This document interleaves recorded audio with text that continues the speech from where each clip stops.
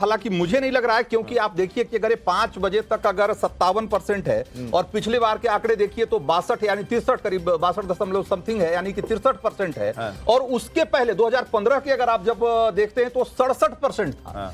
तो 67% यानी कि यहां से 10% एक घंटे में वोटिंग होना मुझे लगता है कि एक बड़ा टास्क है। मुझे लगता नहीं है कि 10% वोटिंग हो पाएगी। नहीं हो पाएगी या हो पाएगी अभी पता चलेगा, लेकिन सबसे बड़ा सवाल तो है कि 65% हो या 64% हो या 70% हो, उसमें से कितना किसके खाते में गया है, ये बड़ा इंपॉर्टेंट है। 2015 और 2020 के मतदान का जो मतदान था वो इसका गवाह रहा है। आंकड़ों के जरिए आपको थोड़ा समझा देता हूं कब कितने वोट पड़े थे। 2020 में 62.5% के करीब मतदान हुआ था, 15 में 67.12%, 2013 में 65% और 2025 में अभी तक 57.7%, यानी कमोबेश वहीं पर मामला जाकर रुक सकता है जितना रहता है 65, 66, 67% के आसपास। लेकिन अमूमन हम लोग कई बार कहते हैं सर कि एंटी इनकम्बेंसी अगर होती है और सत्ता विरोधी लहर होती है तो वोटर ज्यादा निकलता है, ज्यादा वोटिंग होती है, लेकिन हाल के दिनों में हमने देखा वो भी नहीं है कि वोटिंग प्रतिशत से आप कुछ पकड़ पाए, ये नहीं हो पा रहा है। हाँ, तो मतलब ये पक्के तौर पे नहीं कह सकते कि अगर वोटिंग परसेंटेज बढ़ा, अगर टर्नआउट बढ़ा तो इसका फायदा किसी खास पार्टी को ही होगा। तो ये एक बार जरा इस पर और हम लोग चर्चा करेंगे कि अगर वोटिंग कम या ज्यादा होती है तो उसके मायने क्या, किस तरीके से समझे जाएं। लेकिन उससे पहले जरा हम लोग हमारे जो ग्राउंड जीरो पर जो लोग हमारे सहयोगी मौजूद थे आज दिन भर और जिन्होंने बहुत करीब से आज वोटिंग को देखा है, जरा उनका रुख करते हैं। हमारे साथ पुलकित, रविकांत और श्वेता और हमारे साथ मौजूद हैं। जरा एक बार पुलकित का रुख करते हैं। पुलकित, पूरा दिन आज बहुत गहमा गहमी रही और बहुत एक तरीके से दिख रहा है कि जो क्लोज फाइट जो कह रहे हैं लोग वो ग्राउंड पे भी दिख रहा है। दोनों तरफ से तमाम तरह के आरोप प्रत्यारोप और एक तरीके से खींचतान मची रही। क्या लगता है आपको कि नतीजे भी उसी तरीके से आएंगे? आपको लगता है कि कुछ डिसिसिव आपने कुछ भाप लिया है कि क्या होने वाला है वहां? देखिए, कुछ चीजें जो ग्राउंड पर साफ दिख रही हैं। पहली बात ये कि 699 उम्मीदवार थे इन चुनावों के अंदर, लेकिन जो असली मुकाबला है वो करीब 140 या 150 के बीच में है, यानी कि बहुत कम सीटें ऐसी हैं जिन पे त्रिकोणीय मुकाबला कहा जा सकता है। और इसका सीधा असर अगर देखें तो दोनों यानी कि बीजेपी और आम आदमी पार्टी को मिलता है। बहुत सारी सीटें ऐसी हैं जिसपे अगर कांग्रेस कमजोर होती है तो आपको फायदा मिलता है और उतना उससे लगभग ही बीजेपी को भी फायदा मिलता है। लेकिन एक दो चीज जो चुनावों के दौरान नजर आती है वो ये कि कांग्रेस ने शुरू में चुनाव को जिस तरीके से उठाया था वो लास्ट में जाते जाते उस तरीके का नहीं बचा कि कांग्रेस को बहुत फायदा हो जाए। चाहे वो नई दिल्ली विधानसभा हो, चाहे वो जंगपुरा हो, चाहे वो आप ईस्ट नॉर्थ किसी भी विधानसभा में चले जाओ, बहुत कम सीटें ऐसी हैं जहां पर वाकई कांग्रेस के उम्मीदवार ने उस तरीके से मेहनत की है। 3-4 सीटें हैं जिन पर सबसे ज्यादा चर्चा चल रही है, वो नई दिल्ली है, जंगपुरा है और जी कालका जी है। ये 3 सीटें सबसे ज्यादा चर्चा में चुनावों के दौरान रही थी और इन तीनों सीटों पर त्रिकोणीय मुकाबला नहीं होगा।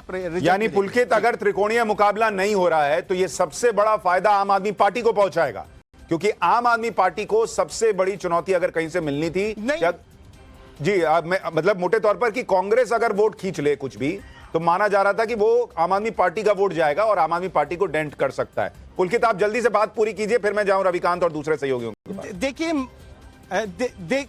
माना जाता है, लेकिन मैंने पूरा आकलन किया है हर सीट पर वोटों का। जब भी कांग्रेस कमजोर होती है तो उसका सीधा फायदा बहुत बड़े लेवल पे आपको नहीं होता। कुछ परसेंटेज है, कहीं 70% आपको हो गया, कहीं 30% बीजेपी को हो गया, कहीं 40% बीजेपी को हो गया। दोनों में समानता रहती है क्योंकि ठीक है, मोटे तौर पर आप कह रहे हैं कि वो मिला जुला लड्डू जो है वो दोनों में बट जाएगा, लेकिन वो लड्डू 8 तारीख को कौन खिलाएगा ये तो बाद में पता चलेगा। एक बार रविकांत के पास चलते हैं। रविकांत, आपके हिसाब से अभी दिन भर में तो माहौल ऐसा लग रहा है कि 50-50 का मुकाबला है। अभी एग्जिट पोल के आंकड़े बताएंगे कि किसकी तरफ 60-40 होना है, लेकिन आपके हिसाब से क्या मुद्दे रहे हैं जिस पर वोट पड़े हैं? शीश महल कोई मुद्दा था, नहीं था? केजरीवाल की गिरफ्तारी कोई मुद्दा था, नहीं था? यमुना गंदगी वगैरह वगैरह ये सब था आज के वोटिंग के दौरान या नहीं था?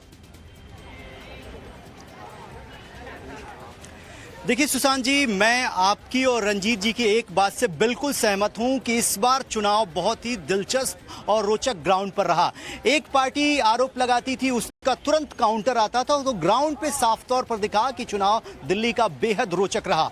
जो सबसे प्रमुख मुद्दे थे दिल्ली की जनता के लिए, उसमें था साफ पानी, सड़कें और स्कूल का जो शिक्षा मॉडल है उसको कैसे अपग्रेड किया जाए। यमुना का मुद्दा बीजेपी ने बनाया, शीश महल का मुद्दा बनाया, उसको काउंटर भी आम आदमी पार्टी की तरफ से किया गया। लेकिन जो स्थानीय मुद्दे थे वो दिल्ली के चुनाव में साफ तौर पर हावी दिखे। बीजेपी पूरे चुनाव में दिल्ली की जनता को यही बताती रही कि 10 साल से जो आम आदमी पार्टी की सरकार है वो बेसिक सुविधाएं अगर नहीं दे पाई है तो वो बाकी क्या करेगी। तो वो स्थानीय मुद्दे साफ तौर पर चुनाव में मुद्दे बने और इसी कुछ आधार बनाकर बीजेपी जो है जनता के बीच में थी। इस वक्त मैं सीपी में हूं और हमारे सहयोगी पुलकित भी हैं, यहाँ की जनता भी हमारे साथ इन मुद्दों का पूछ भी लेते हैं। इन मुद्दों का कितना असर हुआ उस पर और आगे भी चर्चा करेंगे, हम लोग आगे भी चर्चा करेंगे रविकांत। लेकिन जरा हमारे दो और सहयोगी हैं, श्वेता और साक्षी, जो कि आज मुस्लिम बहुल जो इलाके हैं, जो सीटें हैं, वहां पर आज सुबह से थी और उन्होंने देखा है वहां पर कि किस तरीके से आज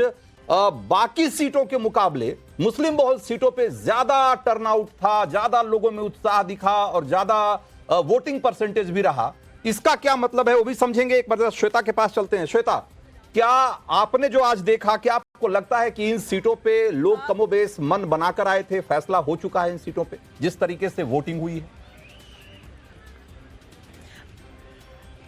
रंजीत जी, यही कहना चाहूंगी कि बिल्कुल इस बार वोटिंग परसेंटेज ओखला कह ले या जो भी मुस्लिम बहुल इलाके वहां ज्यादा देखने को मिला है। लेकिन देखिए, एआईएमआईएम के उम्मीदवार उतारने की वजह से यहाँ खेल बिगड़ता भी दिख रहा है। जनता कह रही है कि भावनात्मक रूप पे यहाँ लोग वोटिंग कर रहे हैं। अब आप समझिए कि अगर वोट बढ़ जाते हैं शफीउर रहमान और अमानतुल्लाह के बीच में, तो जाहिर सी बात है फायदा किसको मिलेगा, क्योंकि मनीष चौधरी वहां पर उम्मीदवार है और उन्हें पता है इन इलाकों में तो वो गए भी नहीं है। तो इस बार का चुनाव बहुत दिलचस्प है। साक्षी और मैंने जहां जहां कवर किया रंजीत जी, सच मानिए बंगाल चुनाव आपने देखा था कि कैसे लहर लग रही थी बीजेपी की, आई दीदी, तो कुछ ऐसी ही स्थिति यहाँ बनते हमने देखी। क्यों साक्षी? और इसी वजह से कांग्रेस और आम आदमी पार्टी क्योंकि अलग अलग चुनाव लड़ रहे हैं, इसका फायदा कहीं ना कहीं बीजेपी को मिल सकता है। कई सीटों पर मैं और श्वेता गए, पॉश मार्केट एरियाज में गए, बड़ी संख्या में लोग हमसे मुलाकात करते थे।